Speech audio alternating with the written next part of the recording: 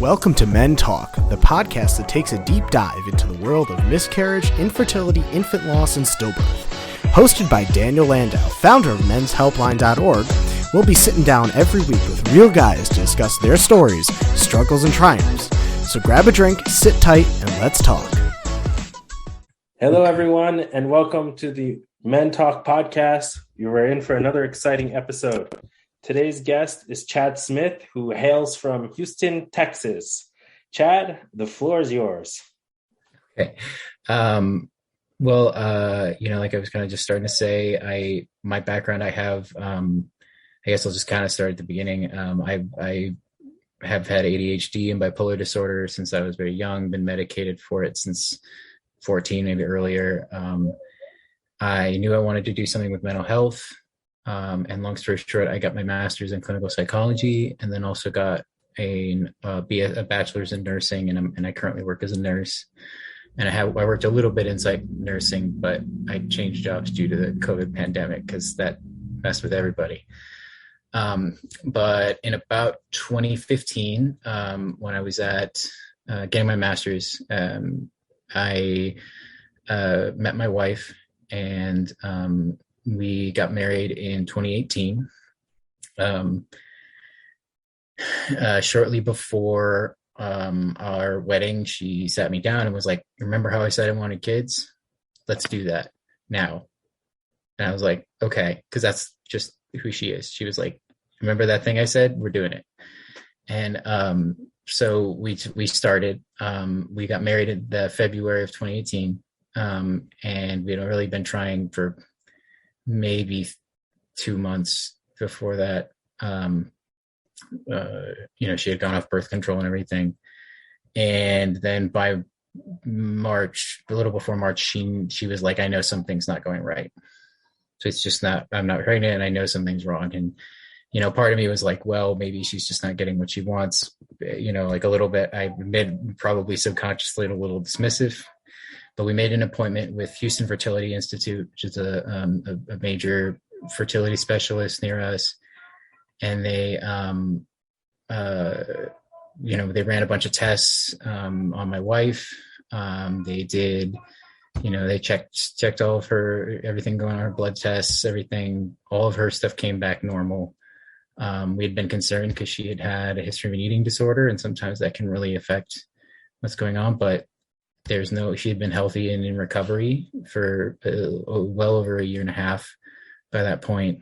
So then they started checking me, and I did a semen analysis, and it came back with 0 sperm of any kind. And so, which was very unexpected because there was no sign of anything else. And my testosterone was like on the low side of normal, but it wasn't even below normal range. It was like in the high 300s or something, which I think is just below normal. So I was a little overweight, but I was not, like the kind of obese that the doctor was like, "This is going to be a problem." So I did a repeat because we thought maybe maybe it just was a fluke. Nope. Confirmed it. They did genetic tests.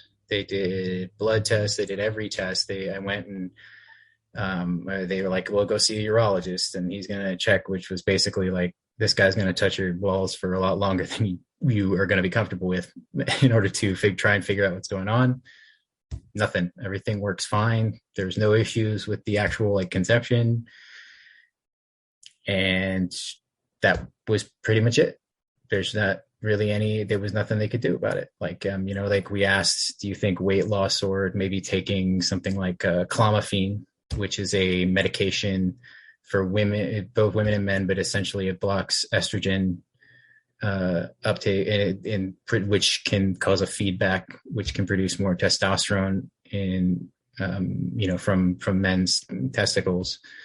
But my wife, we really wanted to kind of move forward. So basically we ended up doing donor sperm. And that was really, really difficult. But we also decided that we were going to try and do a sperm retrieval operation where they would surgically go into my testicles and try and get some sperm to use for IVF, and directly from the source, and see if maybe I was making it and there was some kind of blockage. But when they cut into me, they found 10 sperm when normally it would be in the millions or billions, and 10 usable ones. And then my wife produced 22 eggs. And so then we had the donor sperm. So we decided we would use all 10 of the sperm that I had to try and fertilize as many of those eggs as possible. And then the rest would be donor. And so basically out of those 10, 4 made it to the blastocyst stage, which is like the stage where they're, they want them to be to mature. And then of those blastocysts, only 2 of them were genetically normal. So basically I had 2 chances. And I think we had like 7 from the donor or something like that. And so we tried one of mine first, and it produced a miscarriage. My wife had to, it stopped growing. And so my wife had to get it removed. And then a couple months later, we tried again. And this time we put 2 embryos in, one from my sperm, one from donor. And we asked them to put in opposite genders. So that way we could tell which one was which, if we wanted to, but we kept it concealed, like we could know which one came from mine, which one came from, and then one of them stopped growing, and that turned out to be the one from me, but the other one kept growing. And then about 9 months later, my son was born, Wesley, who is currently refusing to nap. And that was in 2019. And then, 2020 rolls around, and that fall or so, it's been about a year since my son was born. And so that was the kind of the timeline we wanted our kids to be kind of close together. So my wife looks at me and says, okay, we're doing another one. And we started.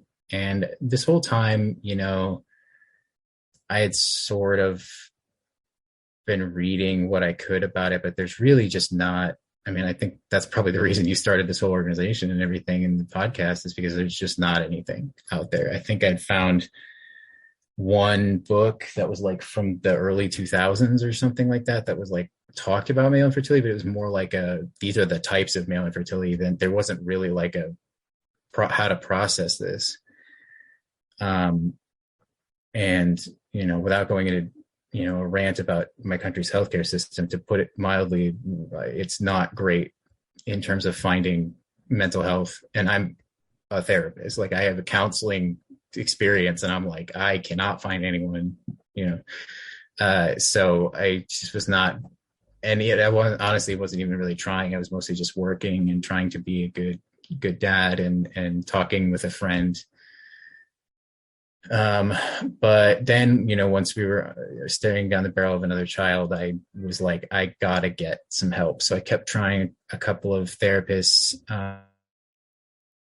some couple of counselors, and I found one who was pretty helpful for a while. And then I think it was February of last year, I saw the documentary from Rod Gilbert, the Standing Up to Infertility, on the BBC, and it kind of jump-started me to like actually really start addressing it. That's when I started working on writing potentially a blog and info site and everything like that. I watched The Easy Bit, which I saw that you had done an interview with the guy who made the film. That's fantastic. Can't recommend it enough. I finally found a Facebook support group, whereas before I had not been able to find any groups at all. And I guess I'd never really used Facebook groups, so I hadn't even thought to like check there. So I guess that had existed previously, and I just didn't know about it. But I also was like, well, I don't know what's causing this, but the only thing that I can think of is that I had been a little bit overweight.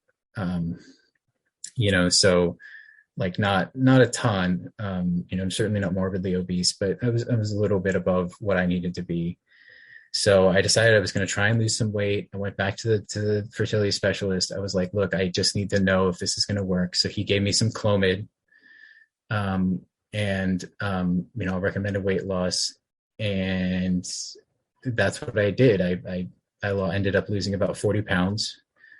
And my testosterone the Clomid, I responded very well to it. And then in August of last year, I discovered that I actually do produce sperm. Not the, a normal, I would say normal amounts, but millions and millions of them. Whoa. Yeah, like almost normal, but yeah. So, the previously recommended, the previous diagnosis, previous, statement from the doctor that they didn't think anything would work. And again, like I said, I have a background in research. I'm a nurse. I know how to read medical research, and I had really looked into everything I could find on it. I had used my hospital database, at the hospital I worked at, to try and find. And, I kind of came to the conclusion that as much as it sucks, because if he had said back then, if you do lose weight and do Clomid, this will work, obviously we would have done it. But I had what's called idiopathic azoospermia, which means no sperm, we don't know why. And I honestly, to this day, I still don't know why. It probably had something to do with the low normal end of testosterone, but that alone wouldn't explain it, because there's no other signs of any other issue. So, and then I did get retested off the Clomid, and I don't produce as much, but I still produce quite a few sperm. So weight loss helped, but I'm still way below what would be normal. Definitely in the infertile range. And again, really no concept why. And so I don't really think that doctor was wrong.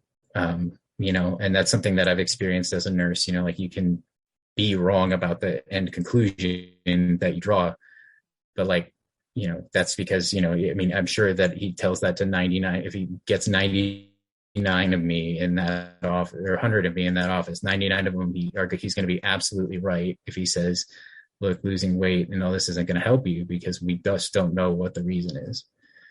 And that's what little research is being done on it kind of shows, is that if you're at if you're at an idiopathic absence of sperm, there's statistically unlikely that anything is going to work.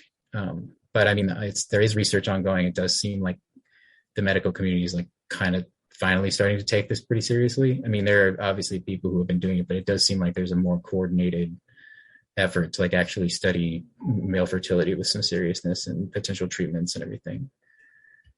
And then, I've also tried to be more active, as active as I can in the, Facebook support groups and everything. But it's been hard because my daughter was born last April, almost a year ago. And so having two of them under 2 years old has been a challenge, to put it mildly. It has eaten up a lot of my time.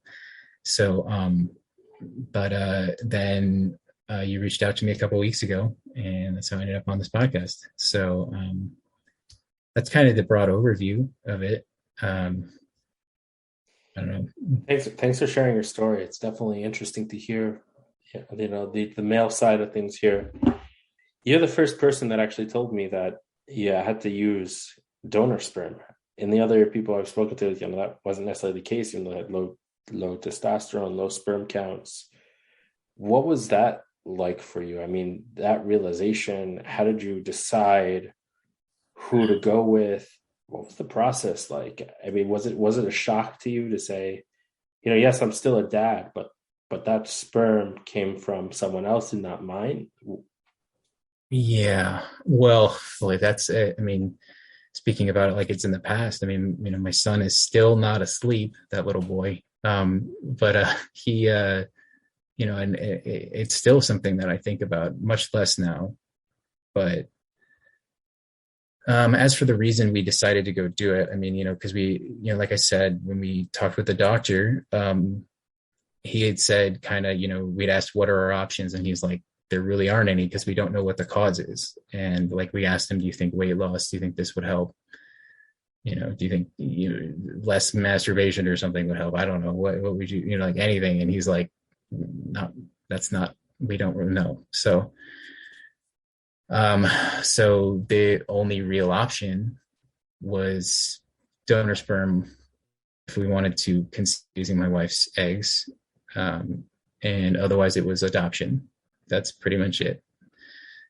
And because of the way our system is set up in the United States, adoption is way more expensive than, as it turns out. We spent tens of thousands of dollars on IVF, and it is still substantially cheaper than adopting a child. And also took significantly less time, even though it took months and months and months. And, my wife is just that kind of person, that was our option.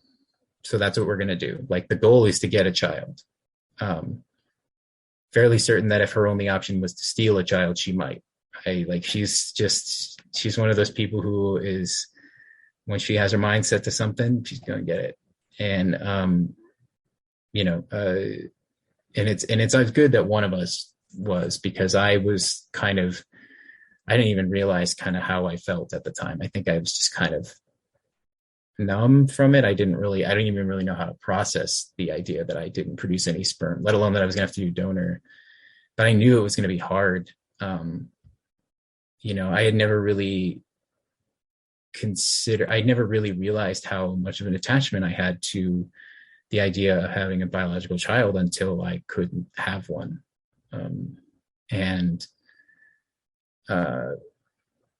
The thing that I had nightmares about, and it didn't end up happening a couple of times, but was that somebody would look at my son and be like, oh, he has your eyes, because they don't know he's a donor child. And that would just feel like a gut punch. And it did that more or less. It still happens when I show people pictures of my son. And I still feel a little bit like that. But because of that concern, we decided to go with a donor who resembled my wife's brother. My wife's brother had passed away, I think about 10, almost 8 years ago now, I think. He was about her age, and she was like, well, that way, if he looks like my brother, then people will just be like, oh, he just looks like his mom. But it turns out that apparently I look like a lot of babies, so everyone says that he looks just like me and everything like that. It's like it's pretty difficult. And I think I grew up in Texas, and I was raised here. My parents aren't,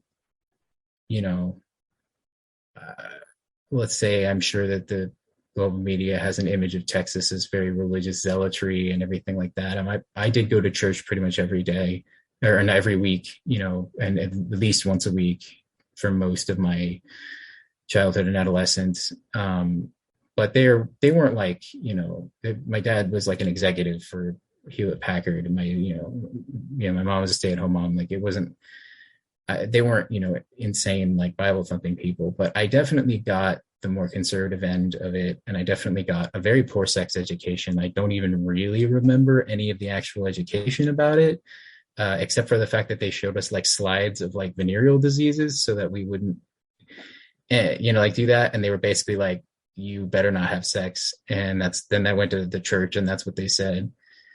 So, and the kind of impression that you come away with, like, on an instinctive level as a man, and I think it's something that our society really encourages, is like, if you look at a woman with lust in your eyes, she will become pregnant immediately. Like, that's kind of the, like, the idea you have. You're like, this virility, you have this idea that like, well, you better use a condom because anytime they could get pregnant, and like particularly with people who are giving, particular political angles on sex education, they emphasize like, well, it doesn't matter if it's on your period, it doesn't matter. And it's like, turns out for people who are trying to conceive, it's actually really can be quite difficult, even for people who are fertile. Like it can be like, if you don't have sex on the right day or, whatever, like there can be all number of factors that just make it really difficult to conceive. So, for me then to find out, go from basically thinking I could sneeze at a woman and she would be with child to finding out that I might not ever be able to have biological children. It was certainly a huge shock. And it's something that I still struggle with. Like I said, I've had bipolar disorder and pretty severe depression. I've always been kind of a downer most of my life. I've had the character on Winnie the Pooh I emphasized with the most was Eeyore, the donkey, who's the sad one all the time. And I've even had like, pseudo hallucinations, like very serious, mental problems. And then finding out that I couldn't do this, I've had a little voice in the back of my head telling me, that my son's smile isn't mine. And that kind of thing. And it's been a real struggle, and it's really hard, even at the best of times, to push back on those kinds of thoughts, and then to do it while on the energy, level that you have as a, sleep deprived parent is difficult. And it's something I think about all the time. I have nightmares, still, and probably will for a while. I don't anticipate every person who goes through this will probably have the same level I do. And that's just because of my history and my pre-existing mental conditions. I doubt every man probably has, the level of stuff that I do. But, like I said, I have a master's in clinical psychology, and though I haven't actually ever been a professional counselor, I know, a lot about the field. I've read a lot of books. I even have a couple with me here.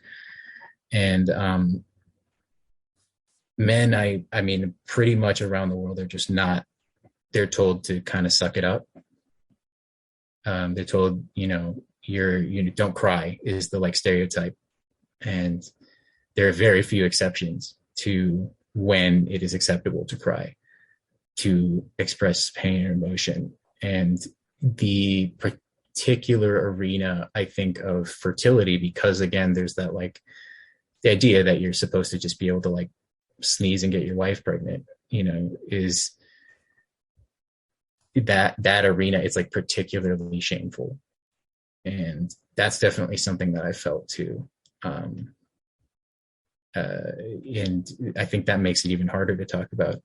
And I'm somebody who's never been shy about telling people my feelings or how I am, or, that I'm crazy, or whatever. Like I'm very an open book generally. And this is not something that I have told majority of people. It was hard to tell my parents.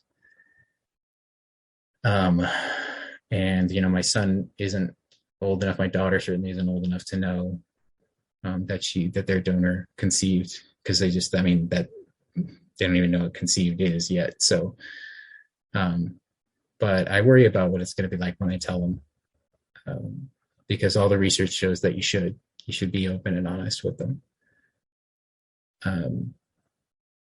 But yeah, I guess I just went on a little bit of a rant there, but no, it's definitely an important rant to hear how you deal with it and how society views men, because there really isn't much out there, and men are told to, it's not good to cry, hold it in, be strong. And,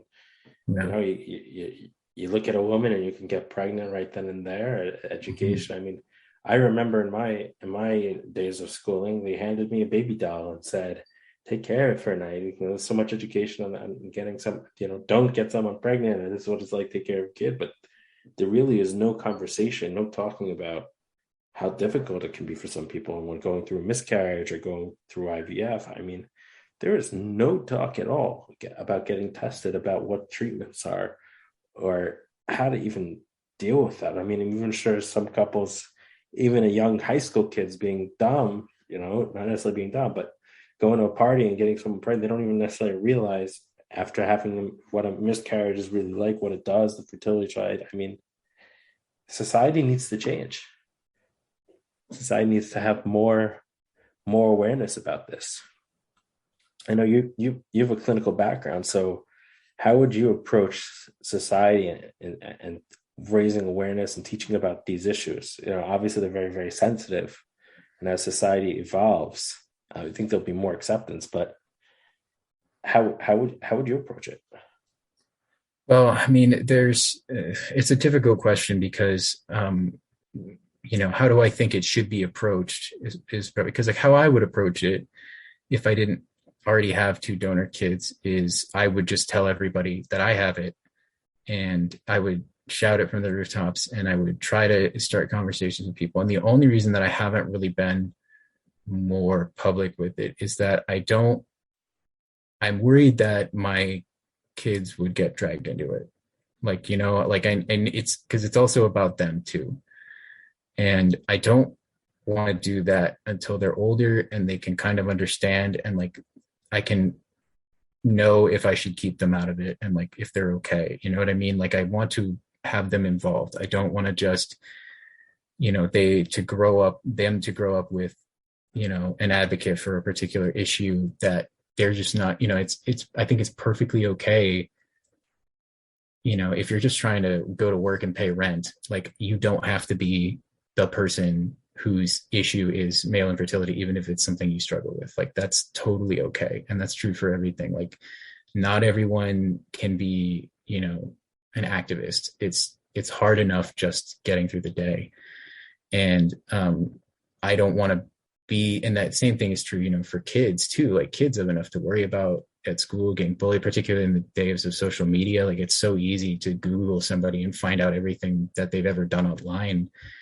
And that's the reason why I'm advocating. So that's why I'm not more of an advocate, why I haven't gone, made my own podcast and all that. So, that's just the reason that I haven't been a lot more public about it. And, but as for how to approach it, it's really hard because I think there's kind of a divide between people and like how they accept traditional masculinity in general. Like how you view being a man is kind of the determinant on how it's approached. There's a really good book that I have right here.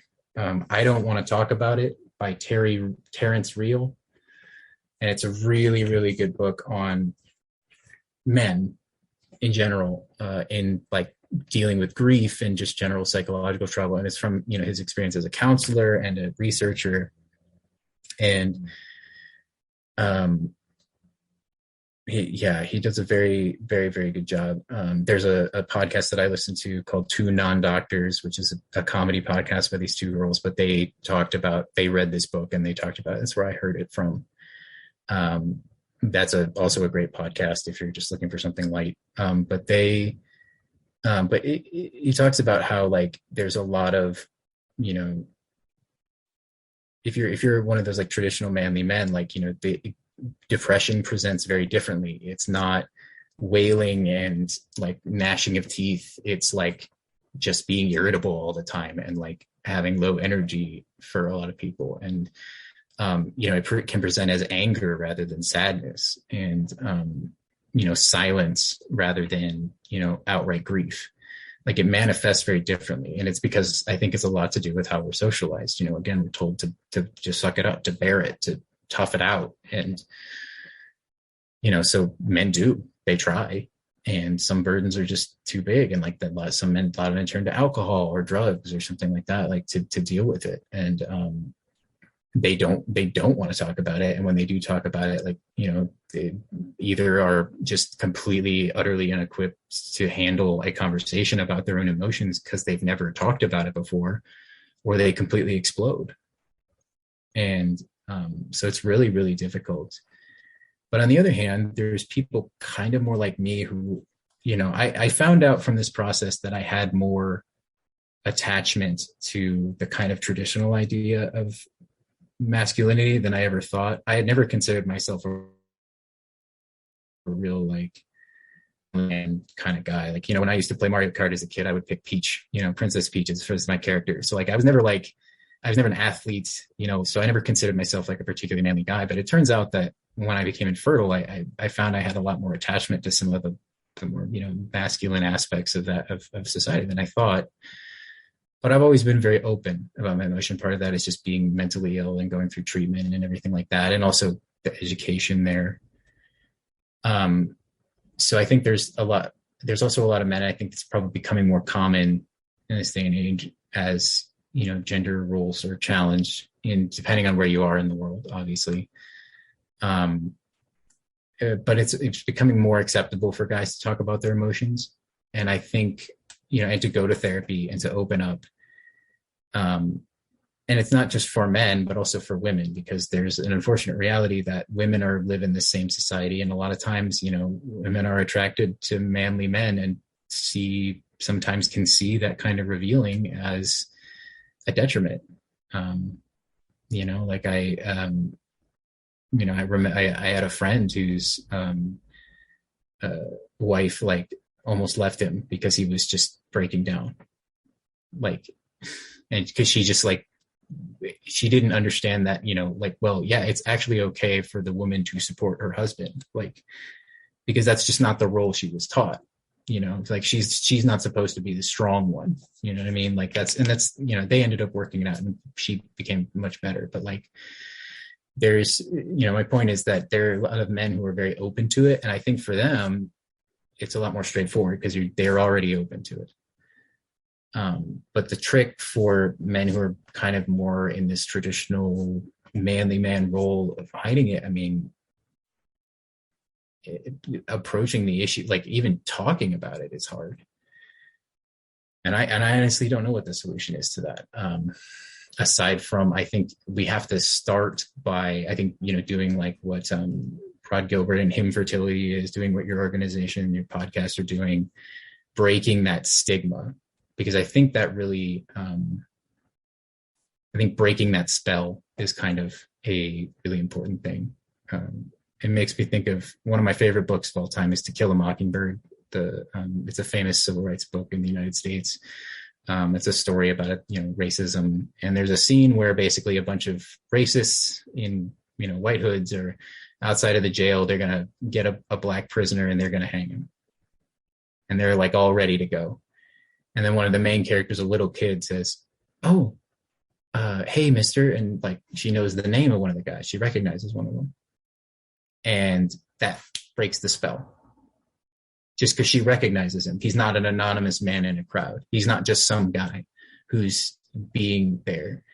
And the crowd eventually disperses and the guy's life is saved. And I think that we're kind of, as hard as it is to imagine, like we're kind of at that's not even close to the point, in my opinion, where we can really even address the like emotional ramifications on a wider scale, because there's just, like you were saying, there's no conversation happening on a wider scale. Men are just not only not expected, but sometimes not even allowed really socially to be, struggling with this. And given that, for infertility is something that's potentially going to be a lot common, at least in the next few decades, it's something that we need to do. So I don't know what the solution is, but I know it's possible. There are people who have been in those roles and they've gotten through it.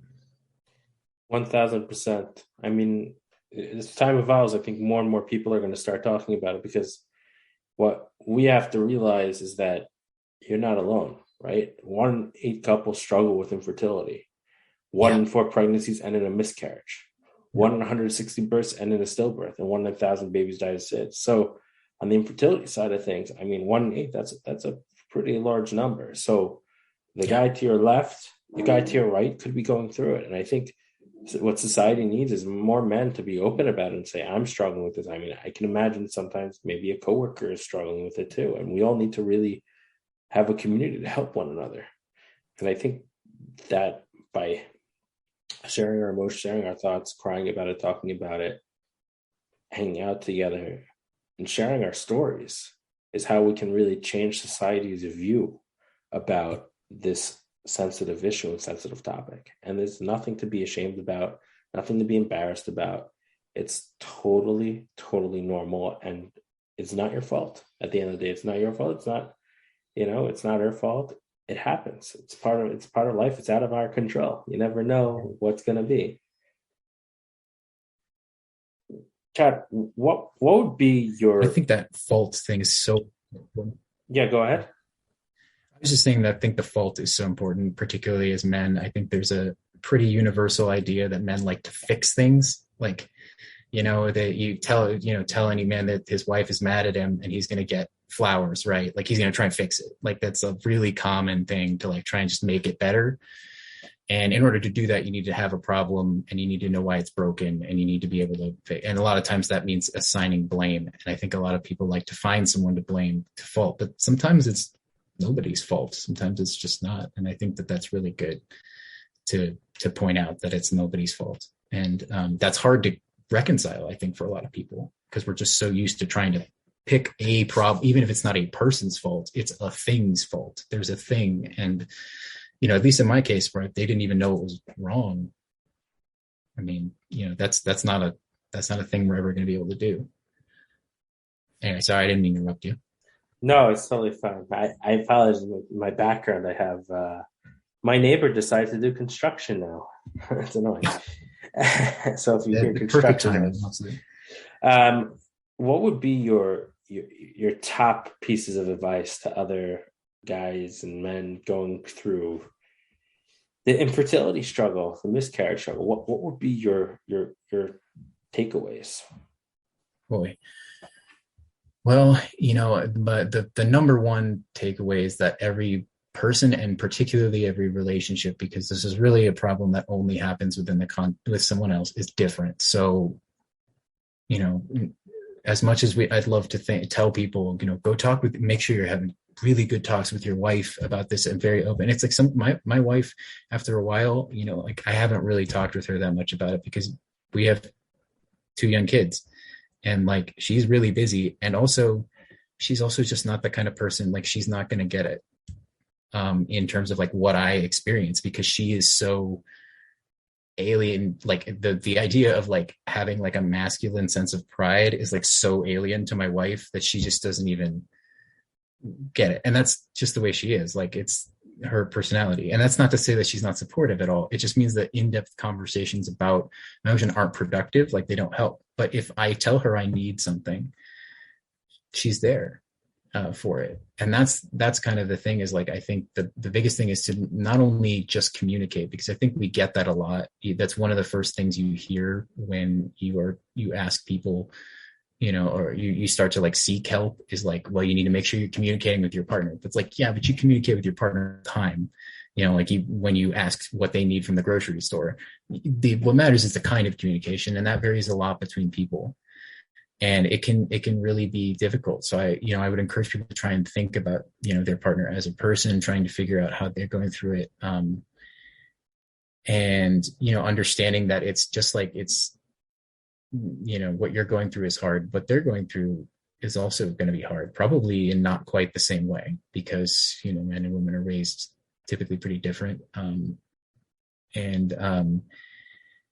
But I would say, communication is definitely key. Make sure you're reaching out to other people, not going through it alone. There are an increasing number of like resources and books out there. In the Facebook, there's a Facebook infertility group is very good. There's a couple of people who've actually written books there. There was a Swimming Aimlessly is one of the books. The other one is My Little Soldiers, I think. Those are some pretty darn good books. Both of those two are kind of narratives. They're not like scientific books or anything like that. But also understand, I think it's really important to keep keep recognizing your value outside of your fertility is probably the biggest thing. Because that's the thing that I really struggle with. I think more than anything is because of my past issues with depression is, it doesn't matter how many times my wife says, well, but your son is the one who, like he knows that you're the one who wakes up with him in the middle of the night when he has a nightmare. That the donor isn't there. That's why you're his dad. And that is the thing that I would tell any like adoptive father who was struggling with that idea, or any step parent, or any other donor, fathers. That's what I would tell them. But it's hard to internalize that yourself. And the thing that's probably helped me more than anything is realizing that, like, well, I mean, no amount of psychotherapy or help is going to make me feel like his genetic father, because I'm not. But I can really try and focus on being the best dad that I can be for him in other ways. Being there, making sure that if I'm the one who's going to get up with him in the middle of the night, that I'm doing the best job and I'm not just short with him. Trying to be present with him as much as possible, and to be, a good dad to, my son and my daughter. My son is just the one I've gone through the most of this with, because he was my first one. So, and, just making sure that you're really trying to be the best you can be. And if you're not able to have, like for whatever reason, it's just not working, reminding that kids aren't your only value. Like it's you have a whole life before you have children, like, and that you weren't a worthless person before then. Like I was a nurse before I had kids. I was a professor before I had kids, as I taught while I was getting my degree. Like I've done things, like I've important things and not important things, and I've made people laugh, and I like to think I'm funny, and trying to find value that way. If you're a person who's really handy, build something. We have, like I said, we men have a need to fix things, so fix something. Fix something you can. If there's a broken appliance, like, do something, because that that energy has to go somewhere. And sitting back and forth, rocking back and forth, worrying about this particular issue, if that's not something that's helpful, if you're not able to get the help you need on that issue, at least for the meantime, I think there is something to be said for channeling that into a productive area. But the last thing I think is probably the most important is to actually seek professional help. And that's hard because, like, it can be really expensive depending on where you are. It can be difficult to find a therapist who is like really accepting, or somebody who really understands, which is surprising. Like you said, it's a really common issue. So you'd think that this would be something that everybody would know about, but there's been some really clueless therapists that I've had,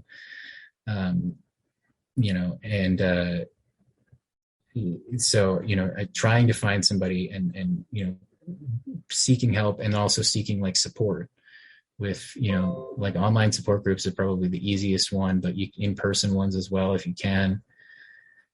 And then I think the last thing is to try and forgive yourself. Forgive other people. Just treat your fertility issues like you would in someone else. You wouldn't think, if you found out your brother was infertile, you wouldn't treat them like a lesser person. So try to give yourself that same grace. That's really, really important advice. Men, don't be afraid to seek professional help if you need it. They're there for you if you need it. It's good to talk to them, and it's okay to ask for help. And remember, you are not alone.